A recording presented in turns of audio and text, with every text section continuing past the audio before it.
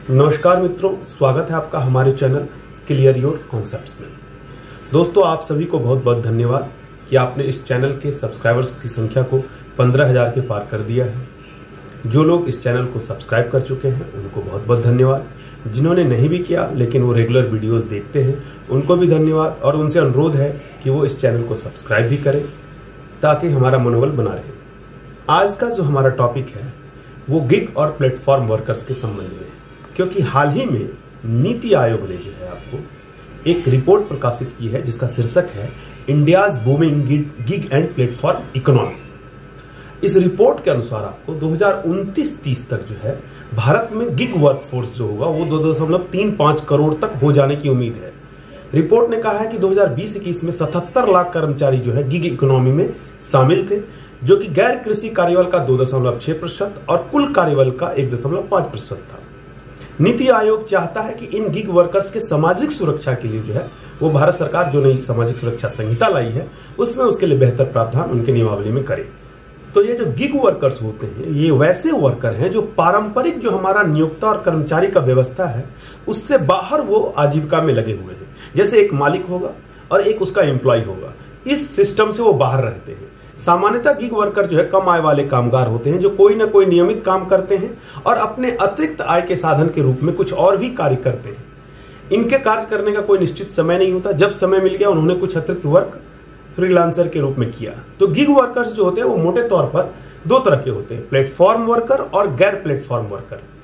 अब ये platform worker जो होंगे इसमें गिग वर्कर में वो ऑनलाइन काम करते हैं किसी न किसी डिजिटल सॉफ्टवेयर ऐप या डिजिटल प्लेटफॉर्म के माध्यम से, जैसे जोमेटो, स्विगी, ओला।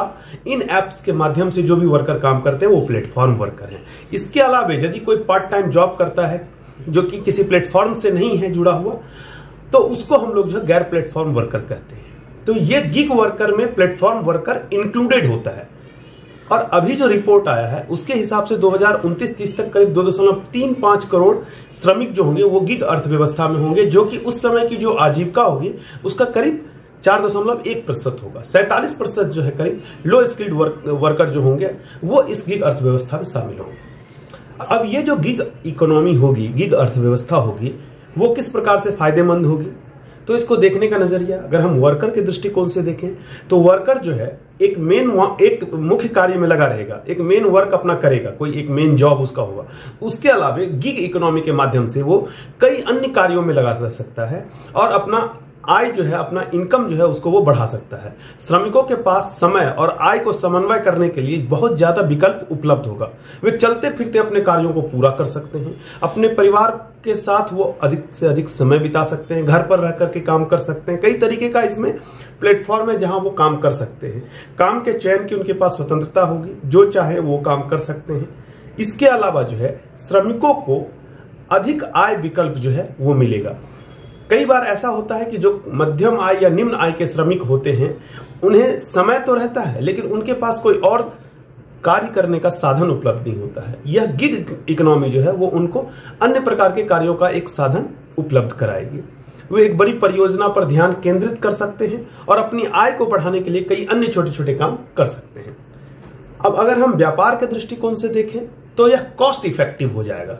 गिग इकोनॉमी कॉस्ट इफेक्टिव क्यों हो जाएगा? तो मान लीजिए कि सपोज कीजिए कोई एक व्यापारी है जो कि एक बहुत बड़ा बिजनेस चलाना चाहता है, उसके लिए फिर उसको ऑफिस बनाना है। सपोज कीजिए अभी तो आप यूज करते हैं ओला का या स्विगी का, जोमेटो का ऐप, तो इसमें कोई ऑफिस नहीं है, एक प्लेटफॉर्म के माध्यम से हम सब जुड़े हुए हैं। अगर इसने श्रमिक किसी ऑफिस में काम करें उसके लिए ऑफिस भाड़ा पे रखना होगा, उसमें खर्च आएगा, इंफ्रास्ट्रक्चर में खर्च आएगा, वर्कर्स को और कई तरह की सुविधाएं देनी पड़ेंगी। ये सारी चीजें, तो कॉस्ट कटिंग जो है सो एक बहुत बड़ा चीज होता है इकोनॉमी में, गिग इकोनॉमी। उसके अलावा अधिक से अधिक विकल्प उपलब्ध होंगे। वर्कर्स के पास जिस प्रकार अधिक से अधिक नौकरी का ऑप्शन होगा उसी प्रकार जो है एम्प्लॉयर के पास अधिक से अधिक कामगारों का उपलब्धता होगा। वो अपने हिसाब से कामगारों को किस प्रकार के स्किल का कामगार चाहिए, highly skilled, semi skilled, unskilled, उस तरह के कामगारों को ले सकते हैं। गिग श्रमिकों को आमतौर पर कंपनियों द्वारा अनुबंध के आधार पर काम रखा जाता है और उनको कर्मचारी नहीं माना जाता है, इसलिए उनको कई ऐसे लाभ जो लेबर लॉ के तहत मिलने चाहिए, जो ऑन रोल कर्मचारी जो होते हैं, जो मास्टर रोल पे होते हैं, उनको मिलते हैं, वो गिग वर्कर्स को नहीं मिलता है। ये एक इसका सबसे बड़ा ड्रॉबैक है। इसके साथ ही उनको कोई सामाजिक सुरक्षा नहीं मिलती है, क्योंकि ना तो उनको पेंशन मिलेगा, ना ग्रेच्युटी मिलेगी, ना उनका पीएफ कटेगा, ना ईएसआई कटेगा, क्योंकि वो गिग इकोनॉमी में ऐसे प्लेटफॉर्म से जुड़े हैं जहां वो परमानेंट वर्कर नहीं है। श्रमिकों के काम के घंटे बढ़ जाएंगे, क्योंकि वह अतिरिक्त वर्क के रूप में गिग इकोनॉमी को चुनेगा, वो अतिरिक्त वर्क के रूप में इन कार्यों को करेगा, तो कार्य के घंटे बढ़ेंगे। हो सकता है उन पे मानसिक और शारीरिक जो है सो तनाव भी हो, कोई रोजगार की स्थिरता नहीं रहेगी, काम का भारी बोझ रहेगा। तो ये सारी समस्याएं गिग इकोनॉमी के साथ आ सकती हैं। कई बार इस तरह के इकोनॉमी में उचित शिकायत निवारण तंत्र का भी अभाव होता है, जिसके चलते जो है श्रमिकों को अपनी समस्याओं को रखने के लिए सही जगह नहीं मिलती है। अब नीति आयोग ने कहा है भाई कि ये जो गिग इकोनॉमी है, इसके लिए कुछ बातों को सरकार ध्यान में रखे। एक तो राजकोषीय प्रोत्साहन दे, जैसे टैक्स में छूट दे सकता है या स्टार्टअप अनुदान दे सकता है, जो इस तरह के स्टार्टअप्स को लेके आते हैं या बिजनेस को लेके आते हैं जो गिग इकोनॉमी से जुड़ा हुआ है, तो उनको आप इस तरह की सुविधाएं दीजिए। बदले में उन पर कुछ कंडीशन लगाइए कि वो इतने प्रतिशत महिलाओं को काम पर रखें या इस तरह के वर्कर्स को रखें, ताकि रोजगार के अधिक से अधिक अवसर पैदा हो।